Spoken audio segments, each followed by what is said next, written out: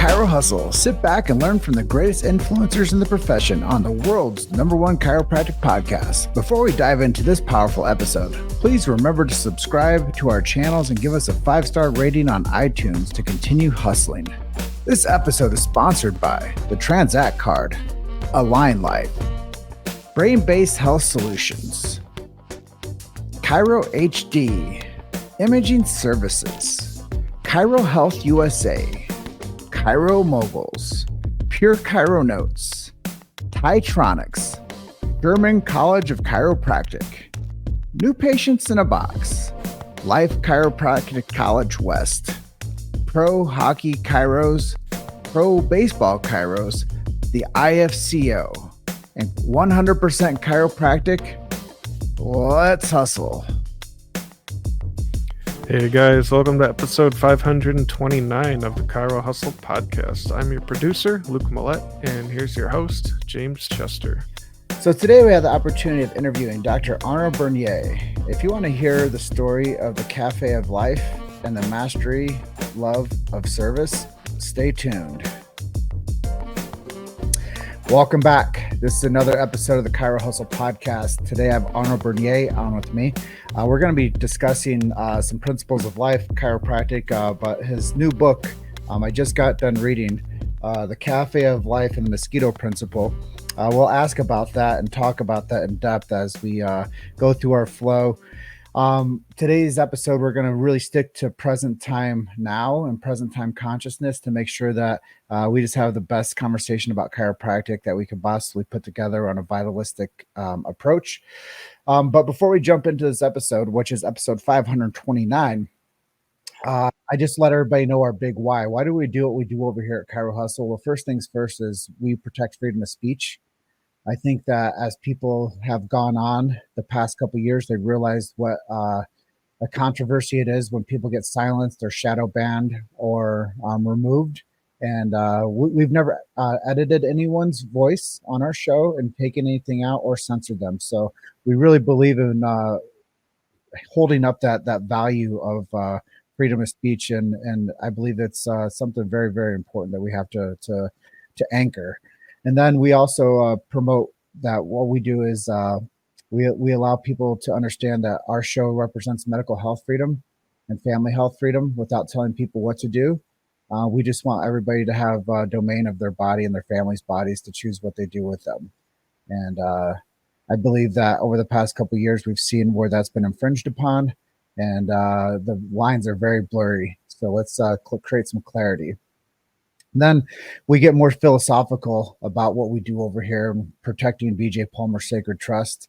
If people do not know what that is, go look for B.J. Palmer's last words. Do a search on your favorite search engine and find out what B.J. Palmer's Sacred Trust is and what that man did for this profession and guard it well. And then we believe in the subluxation model within chiropractic, and we believe that should be taught in every chiropractic college. It should never be removed. And then we get into innate intelligence and universal intelligence. We believe that when man or woman, the physical gets adjusted, it connects them to man or woman, the spiritual. And with that being said, Dr. Arno, welcome to our show. Amazing introduction to the show. I mean, wow, powerful vision and mission that you have. Thank you for having me on the show. Yeah, for me, I sometimes pre-frame that I want people to listen to the full episode. Actually, out of all of our episodes, people listen to 75% of every episode. That's really, really strong within the media world. Wow. But I always say, if you don't listen to anything past the first 2 minutes, at least you know what we stand for as a show. And you're going to know more about chiropractic because of what I said at that intro than you would otherwise. So I think that if people just dabble and they touch and they listen for 2 minutes, they just got shocked into chiropractic. Beautiful. So I read your book, and I told you I would not do a segment with you until I actually read the book and featured the book, because I don't ever want to give anybody any false credibility. And I think that by going through the book, it's almost 400 pages. And, the first couple pages really stuck with me because you have this quote in there about this mosquito. And the the cafe of life and the mosquito principle. Talk about the mosquito principle and how that fits into the title. Okay. First of all, the title just came out spontaneously, and I thought, well, this is pretty catchy. I wonder if it's going to capture the attention of the public. The mosquito principle came from a statement of the Dalai Lama that say, if you think you are too small to make a difference, try sleeping with a mosquito. And I always felt in my youth, I felt inside myself that I was destined for something big, but I felt so small in the world. I felt like, how can I make a difference in the world? I'm just one person. I'm a tiny little being. I'm a young kid. And then the weight of the responsibility when I thought of stepping up into leadership or making a difference in the world seemed so overwhelming that as a young adult and as a teenager, I receded, even though I was always somewhat on the forefront of something either visionary or radical. So when that title just came to me in a flash, I thought, I'll keep it. And as it turned out, at first I had few people say, oh, people don't like mosquitoes. They're not going to like the book. They're not going to read the book. But actually, a lot of people are intrigued by the cafe of life. What is that? And the mosquito principle? That's interesting. So as you know, the book has done incredibly well. And I have people that told me they're on the second or third read of the book. A lot of people told me they couldn't put it down. So there is areas of the book that are very controversial. I'm pushing the envelope, but I think it's necessary when we move human consciousness upwards and forwards. We have to push the envelope, and we can't do it gently. It has to be done almost with a hammer to the head to awaken people. So that's how the mosquito principle came to life. Well, I started reading the book and I was mentioning to people that I would meet in public and they would ask me about the book. And I'd say, you have to see this first quote by the Dalai Lama that's included in this book. And I think you'd really appreciate where we're going with this whole, the rest of the book. I was like, because it makes you think. And I think when you can elicit people to be curious, that's one of the greatest things that we can do with anything. And that's why I think chiropractic has gotten to where it is today, because people are curious as to what this big idea is and how chiropractic could either help them or enhance them or somebody else in their life. Like chiropractic is a big time curious movement. And I think that that's been like the winning element for chiropractic for the past 127 years is people are curious. Correct. We're curious. And also, I believe that we have gone through an outside-in model on all level, education, religion, health, you name it, or everything was outside in. And then we went through this funnel and this contraction. And then we're now coming back out of the funnel on the other side into an inside-out model.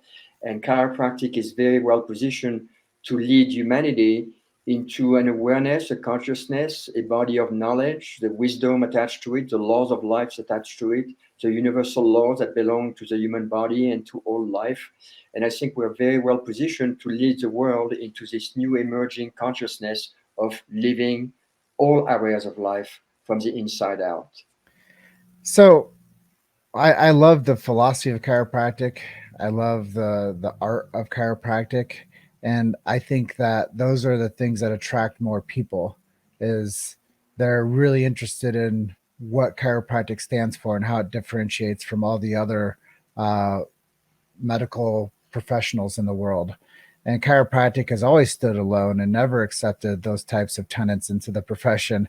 And it's been really powerful. And I think that that's something to be admired about the resiliency of this profession too, is the profession believes that we don't need to cut it out, burn it out, or drug it out.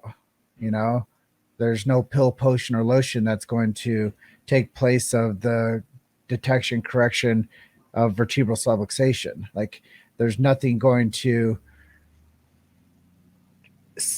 supplement you can take other than getting adjusted.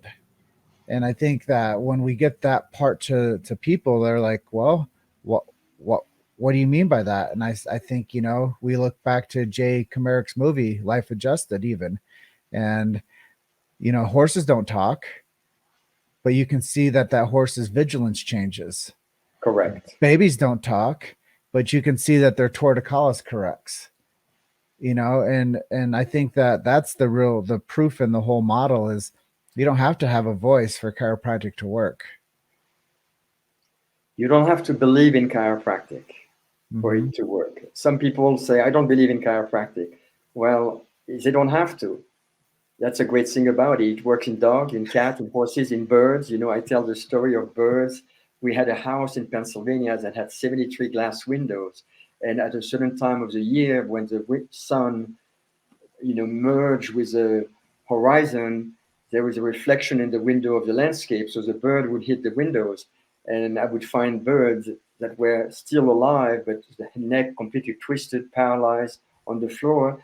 And I would adjust them and they come back to life. And in all the time that I was in Pennsylvania, I haven't lost a bird unless it was dead on impact. I haven't lost a bird. So for those birds, the adjustment was a matter of life and death. And as you know, we have also many clinical history of people that were paralyzed from the waist down. Diego, for example, that was on a motorcycle ride, which I mentioned in the book, with Hernan Navarini on their way from Atlanta to Buenos Aires. They hit a pothole in Mexico and he fell back on a rock and broke his back and was paralyzed from the waist down. And they asked if a chiropractor could come down. Lou Corletto came down, adjusted him around the clock in secrecy in the hospital. And the hospital team was so shocked at the outcome. They said something is happening that we don't understand.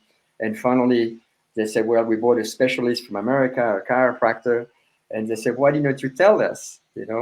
And then the neurological team and the orthopedic team said, please don't do this in secrecy anymore.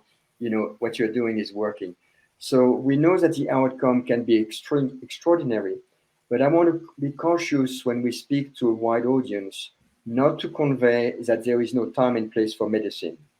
There is always a time and place for medicine. And I believe very strongly that medicine today is abused, misused, and overused. And by the same token, chiropractic is underused, misunderstood, and frequently misused. But there is a time and place for the two. And what I also want to convey is that medicine truly excels at the suppression of symptoms, sickness, and disease and pathology, and the war on sickness and disease. And that is their field of expertise. But our field of expertise in chiropractic is completely separate and distinct. We focus on life, releasing life force in the body, which is basically the essence that powers the human body. And we focus on health, healing, and well-being. And when we say healing, not meaning suppression of symptoms, but facilitating the natural capacity of the body to heal. So that we are two separate and distinct professions. We're not in competition with one another. It's a matter of fact, just a few days ago, I had sat down with a MD from the UK that just retired, and we had this wonderful conversation. I found out that he was using a chiropractor on a regular basis, but never knew really the depths of chiropractic until I stated to him, my practice saw a lot of babies, infants, and children. And when I said that, he said, what? What are you talking about, baby, infant, and children? I said, of course, because many of them had silent damages, undetected damages done during the birth process. And when we clear it, the symptomatology that was treated as a symptom by the medical profession completely is removed because we clear the brainstem and also any pressure on the vagus nerve. So that was to him a great revelation. And he was not in conflict or in opposition because he already was going to a chiropractor, but it opened for him a whole new world. I had no idea. And then he realized that obviously everything is connected to the brain, and the brain speaks to the body via the spinal cord and the nerve system, and the flow of messages and the flow of life force. So it was a wonderful interaction and communication, and it was an eye-opener for him. Well, I think a lot of times when we talk to, like, a chiropractor talks to other medical professionals, the other medical professionals don't know that this is a part of the toolkit. They're so misunderstood with what chiropractors have and their ability as what their toolkit possesses. And they've been told to not like chiropractors for, half of 50 years, maybe longer. And, I think what you're talking about, a couple things just to tie them together. When somebody gets adjusted in medical terms, they call that spontaneous remission. Right. And the birds flying away, spontaneous remission. And I've done hundreds upon hundreds of chiropractic marketing events where I go out to the public and find people and schedule them in for their new patient visits. I think we're up to like 7,000 new patients that I've scheduled as new starts. And I always tell people belief system, I know you went to Sherman, but I pull out the old the drop the keys from Sid Williams, and I say chiropractic's like gravity. It works whether you believe it or not. And you don't have to believe in chiropractic because it's a healing art. It's not a belief system. I say, do you know what the belief system is? The Easter Bunny and Santa Claus. And I go, and you guys believe in that. Not a belief system. It's a matter of fact. I believe personally. I think that people that are believers can be dangerous people. If you look at the history of the world and the history of humanity, it is a firm believer, the crazy believers that are dangerous. Beyond belief is a state of knowing. And that state of knowing is when you tap into something within that tells you, I'm not learning anything here. I'm unlearning something. And I'm tapping, and this unlearning allowing me to tap into something that I already knew, that was inborn, an inner knowledge that we all possess. And I think it's very safe to say that every human being, whether they recognize it or not, know that the body is self-healing because they have had that experience at one point or another. Pimple as a teenager, a cut on a finger, a broken bone.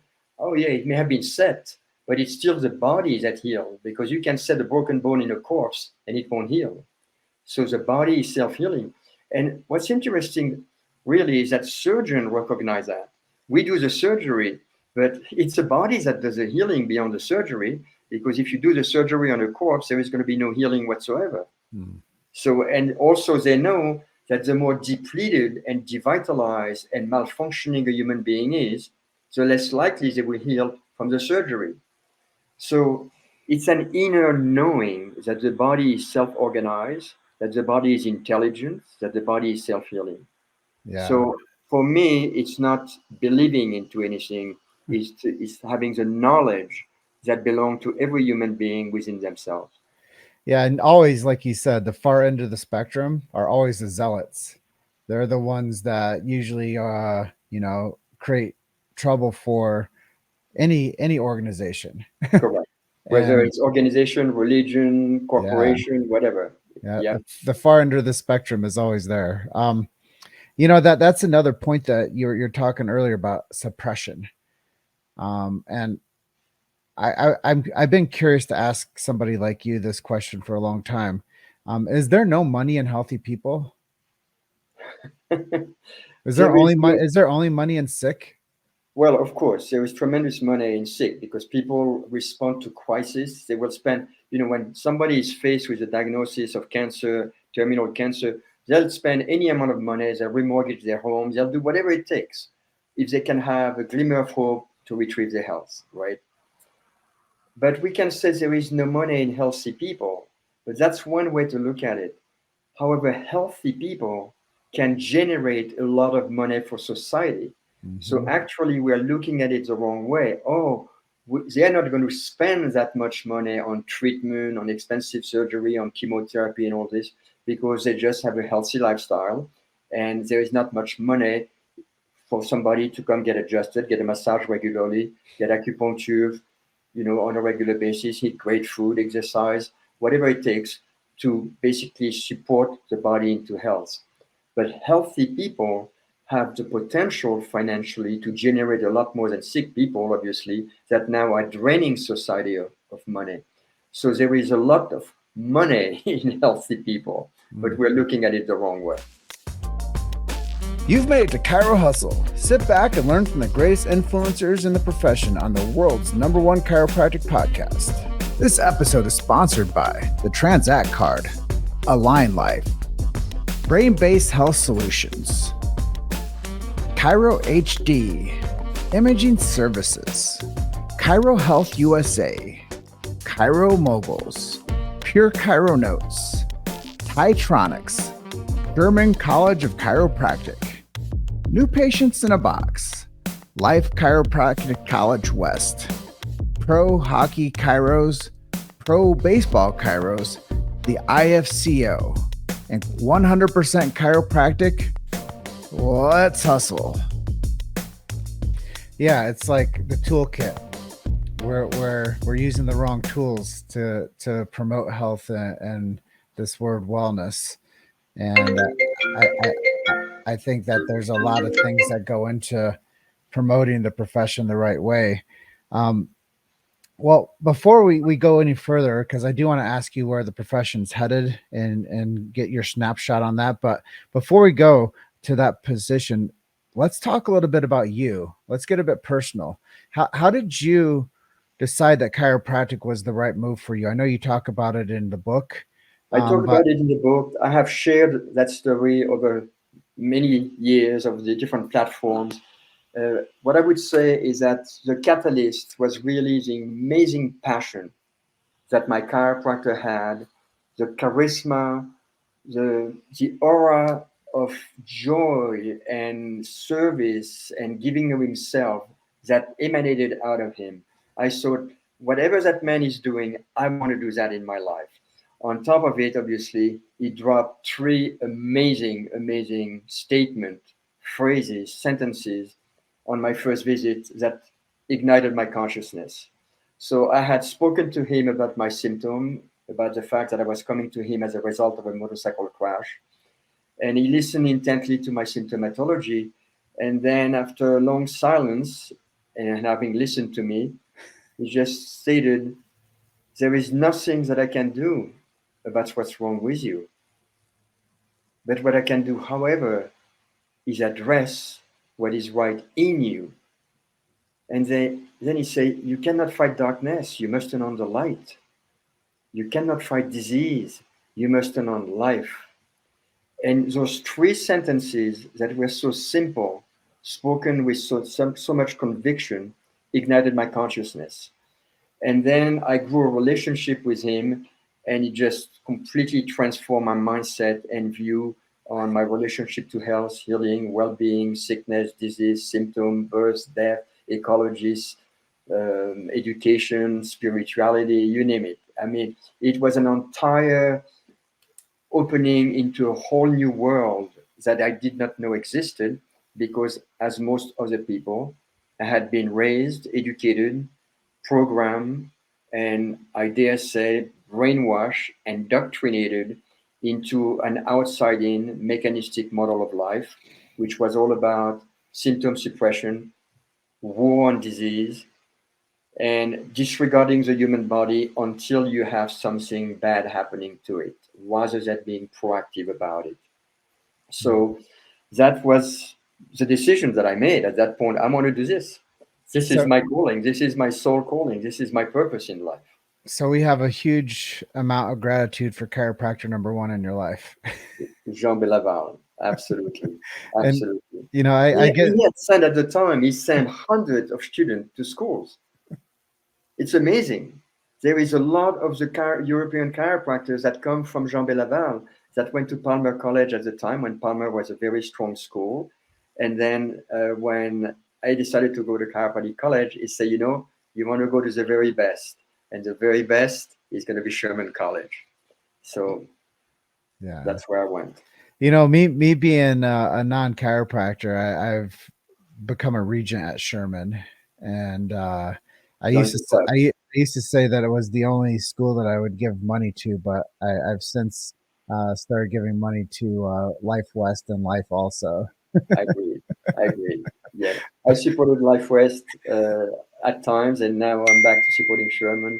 I move my financial support to where I see that chiropractic is at the strongest at the time. Of course, of course. You share this amazing story, and so many times I ask people if they could spend time with anybody in chiropractic, who would it be? And so many times people say BJ Palmer, and I go back in time, and I think that would be just so powerful to meet chiropractor number one, the granddad, Dee Palmer. I think that there was so much to learn. That guy was a rebel. That guy stood like in the face of everything that opposed, the decision making to bring chiropractic public. Like, Well, he was a white brother of chiropractic. Anything heavier than air cannot fly, right? He was a white brother of chiropractic. yeah, He turned the world upside down completely. yeah, that was our initial conversation. You were thanking me for the work that we do here, and I was thanking you for the work that you do. And, there's a mutual admiration for each other. And then we got to the point where I was like, but it's like, the airline industry. You have to have the people that fly the plane. You have to have the people that check us on. You have to have the people that do the service on the airline. You have to have the runway people. You have to have the people that do air traffic control. And that's the beautiful thing about chiropractic, is everybody can find a position within the chiropractic team.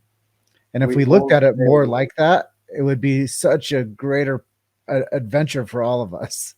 Absolutely. We all play a role. And sometimes people, are in an audience and they look at a speaker on stage and they say, oh, I like to be like him. But no, you can only have so many speakers. If everybody is a speaker, there is no people doing the work or doing the promotion or whatever other part they play.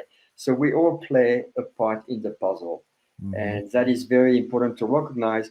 But that being said, it is important to know what is my place in the mosaic of life. What is my place in the puzzle? Because if you are lost and you don't know, then you're not living your purpose. I love that. So your purpose was to come to Sherman College of Chiropractic without being speaking English. Was there even a school?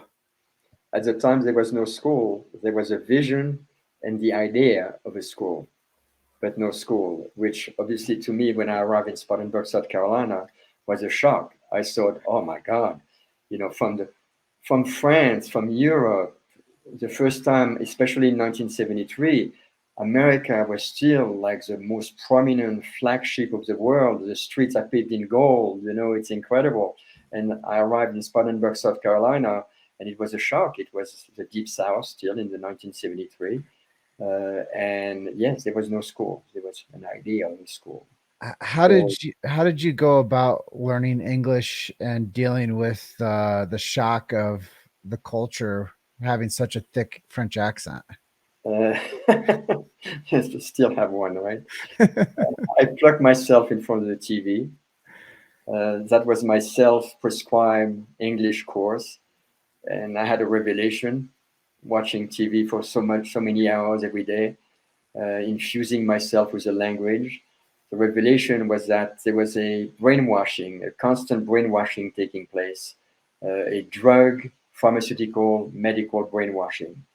All of the shows at the time were medical shows, not ER show like now, or not like EMT show like right now, but they were medical shows. And the commercial were constant bombardment of drug commercial, pharmaceutical commercial. So coming from a culture where that didn't exist, it was such a shock. And I'm sure for Americans that were raised in front of the TV, they thought nothing of it. This is what it is. It's normal. Well, it's not normal. So that was my induction into the English language. Yeah, it's cultural grooming. Hmm. Hmm. And then I met the future administrator of the school, the future faculty of the school, the president, the vice president, other students, and the passion, the dedication, the vision, the energy, the heart that was there was absolutely amazing. So I was blessed with a phenomenal, fantastic chiropractic education, 24/7, 365 for 4 years, extraordinary. And I know there's still some great school, and Sherman is a great school, Life University, Lifeways. There's many other great schools throughout the world, New Zealand, BCC, McTimoney, and so on. However, this time frame that took place in 1973 was absolutely unique, and the gratitude, the recognition is to be given to Thomas Yardley, the president, the first president and founder and visionary of Sherman College, because he created a bedrock, a touchstone for a profession to always come back to. Anybody that has lost their way, that need to refine their understanding, their knowledge, can go back to Sherman and touch that stone and be infused with the purity of the principle and the philosophy and the laws that govern life. So I think that's an amazing thing.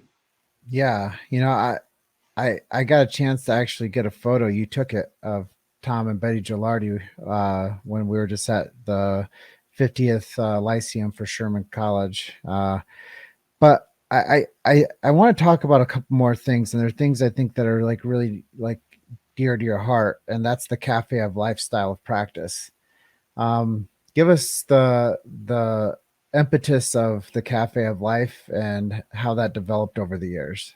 So the Cafe of Life is the title of the book, but I don't talk about it in the book. I don't talk about the Cafe of Life model at all. So Cafe of Life came about when I stepped into practice. I decided, chiropractic is really all about life.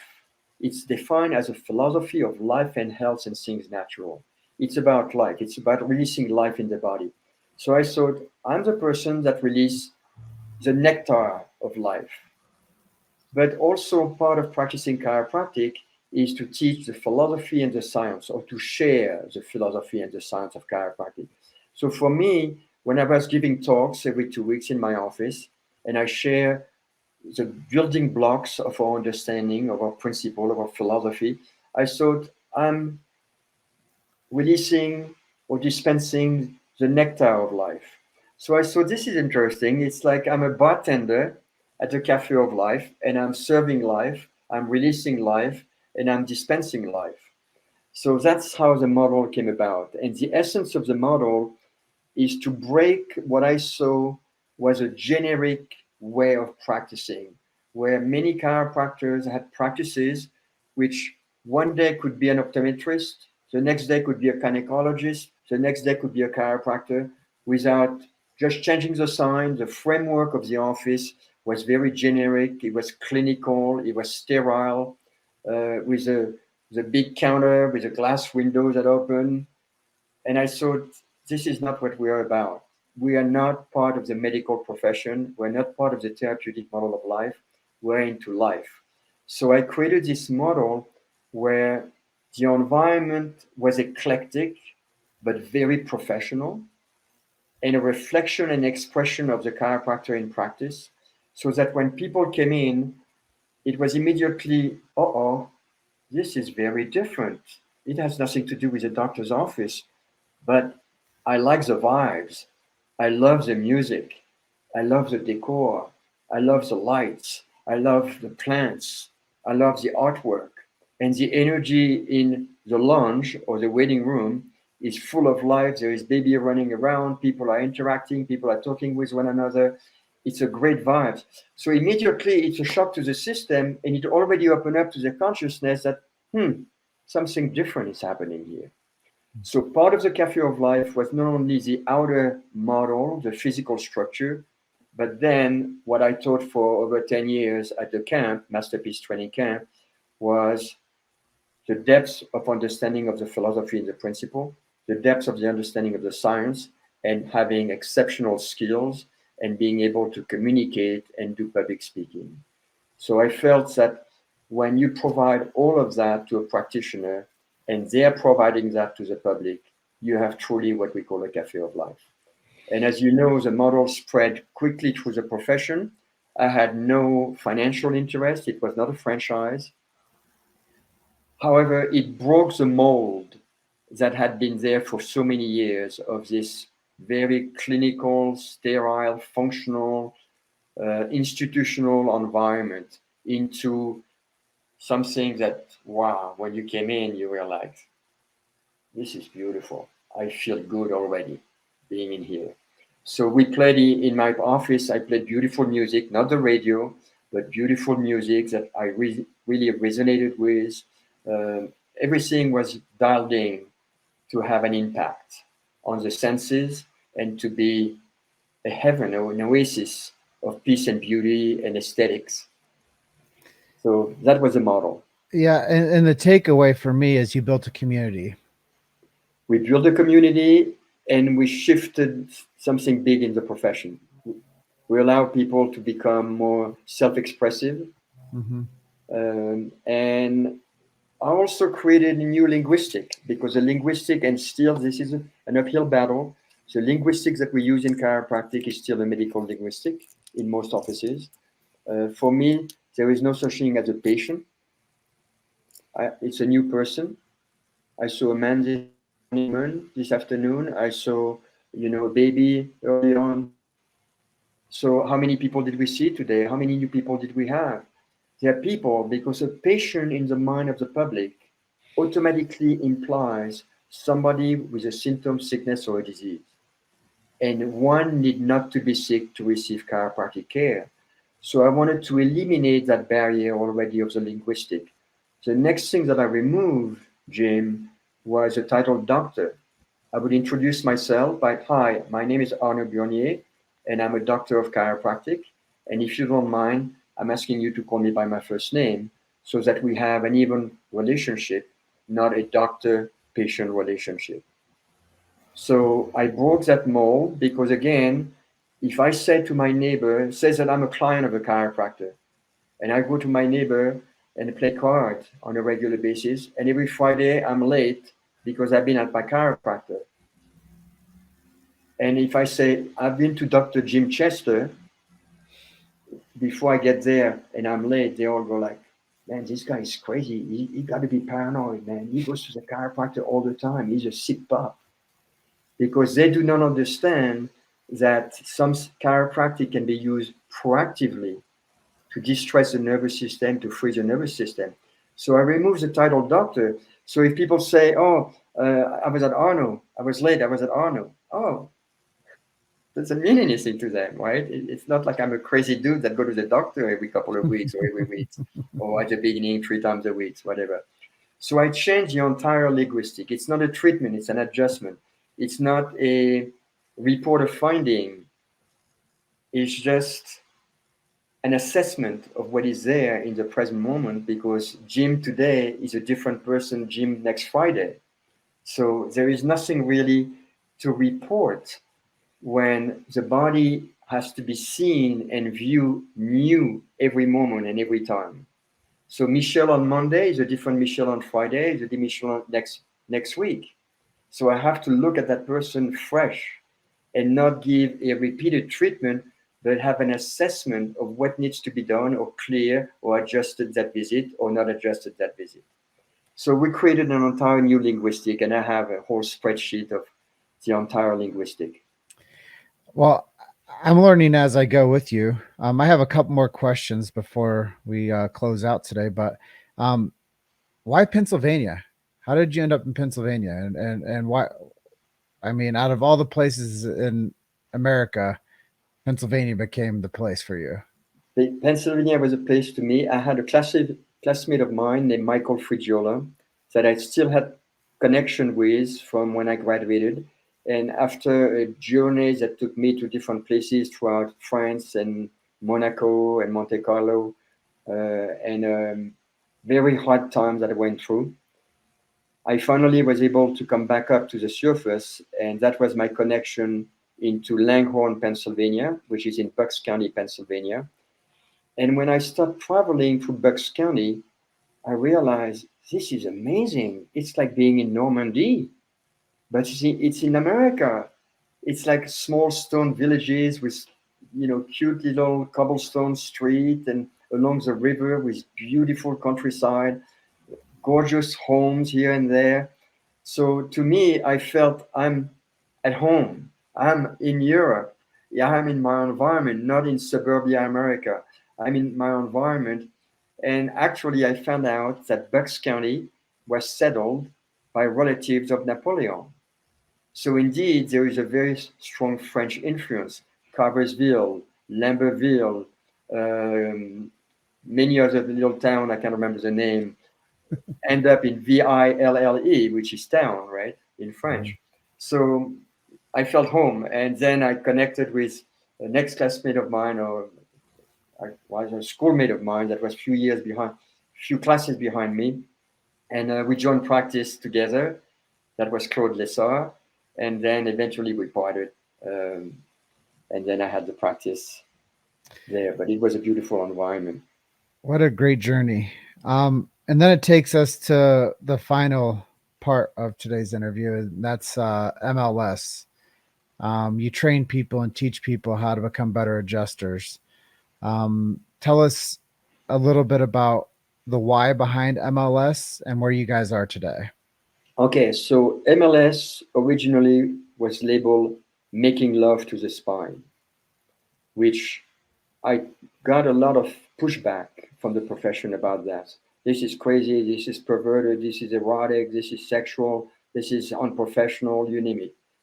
I understand from their perspective, but from my perspective, the way that people were taught to adjust structurally, osseous adjustment, and the way it was done in most offices was a rape to the system and a rape to the spine.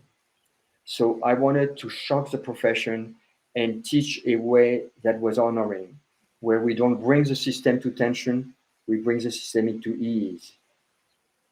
We float the spinal cord, we float the meninges, we make sure that there is no tension in the system, and then with heightened visualization, knowing the specific art for each specific listing, having trained the body with muscle memory to have extreme speed, we can deliver phenomenal structural adjustment that are absolutely perfect and totally honoring to the system, to the degree that for parents, no problem. Here is my 2-hour baby. Check my baby. Here is my 3-year-old son. Check my son.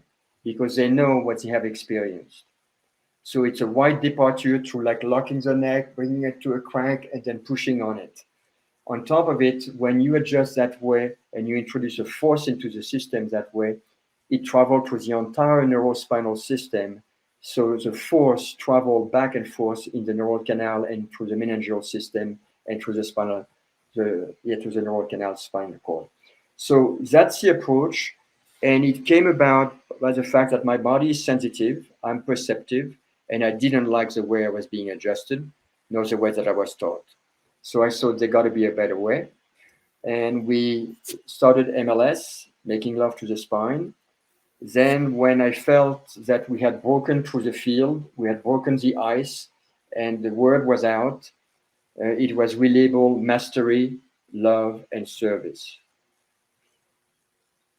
It is truly the root and the hub of the present and current professional adjusting training movement in the profession. You look at any other seminars that have spun out, they all came out of MLS. They all came out of senior staff, people that have taken 17, 20 seminars with me that were on staff that decided, oh, now I'm branching off, I'm doing my own thing. So they all stem from MLS, and we brought back the intense training that you see on the videotape from Palmer College, where BJ Palmer was teaching toggle recall, where it was truly professional training. And what I want to bring to the listener is that if you're a professional musician, if you're a professional football player, basketball player, tennis player, how often do you train? How hard have you trained to even enter the game at a professional level? So we brought that mentality, that mindset. So the people that have trained seriously with MLS are very high level, professional, skillful adjusters. And that is a wide departure. And I can guarantee you the most frequent comment that we have is people that have been adjusted by someone that was trained by MLS, and they go, especially if it's another chiropractor, they go, what do you learn to adjust that way? Where did you learn to adjust that way? Wow, that was amazing. So there is a way of addressing the system when the entire being and system is at ease, where there is total connection, present time consciousness, your heart is open, and you deliver this beautiful thing called an adjustment. So that's the story of Hermilas. I love it. Mastery, love, and service. That was the my takeaway from today's interview. Um, at this juncture, is there anything I didn't ask you that you'd like to talk about today?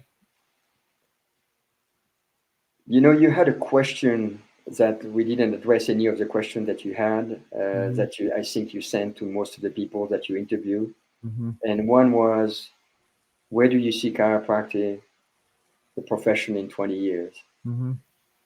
And my answer is very clear.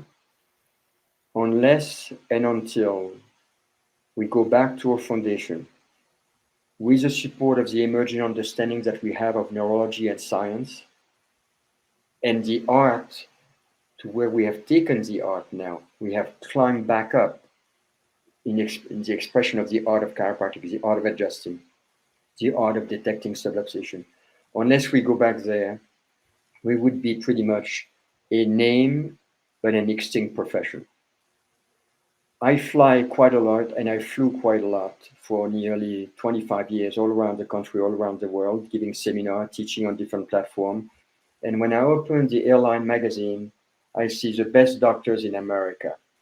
And I flip through and I see DO, Doctor of Osteopathy. What does he practice? Ophthalmology. DO, what does he practice? Plastic surgery. DO, what does he practice? Gastrointestinal enterology. So the profession of Doctor of Osteopathy have disappeared. It's just a name now. They are basically medical doctors. That is the direction that some people politically want to take a profession. We don't need to duplicate what already exists. It already has been done with the osteopathic profession. We need to keep chiropractic for what it is, a separate and distinct profession that deals with life, that is proactive about life, about health, about healing, about well-being, about wellness, and recognize that where humanity needs to go today is not to be reactive to a symptom, not to be reactive to an illness or a disease, but to be, from the onset of life, proactive about health, healing, wellness, and well-being. My vision and my hope is that in 50 years, in 100 years, we will have in every country of the world a department of life, happiness, health, well-being. That will be a home run for humanity. That's where we need to go, because the existing approach is focusing all of our energy, all of our technology, all of our finance on fighting something, being against something, rather than being for something. And I'm all about being for life, for health, for healing, for well-being. So that's my message. Arno, I'm for you. And thank you for being episode 529 of the Chiro Hustle podcast. If people want to get on with your book, read the book, participate with the book, live the book, where do they find the book? And how can they connect with you? Amazon, and then on Facebook under my name, Dr. Arno Burnier, Dr. Arno Burnier, on Facebook, and also Arno Burnier. So yeah, it's on Amazon, on Kindle, easy to find. Great read. Thank you for doing the heavy lifting to educate more people on this beautiful profession of chiropractic. Thank you for being our guest today. And just want to wish you a great rest of your afternoon down in Durango. Jim, the same to you in conjunction. And really, thank you for everything you do and for inviting me on the show. Amazing. It's been a highlight of my career, actually, is to be able to have these conversations and to talk about something and do meaningful work. So I appreciate you for helping me weave the tapestry together for this message of chiropractic and helping document it for future generations. You do a great job at it. Thank you. Thank you so much. And with that, I just want everybody to know that watches our show and promotes our show and supports our show that the way that you can help us pay the fee is to share the show. And that's the best thing I could ever ask anybody to do, is just share this message, friends, family, colleagues, practice members, new people. Share this message of chiropractic with them. And I'm closing out by telling you all you're one story away. Keep hustling. I'll see you guys on the next episode. Thank you so much, Arno. Thank you. All right. Bye for now. Thanks for listening to Chiro Hustle. Don't forget to subscribe and check back next week to continue hustling.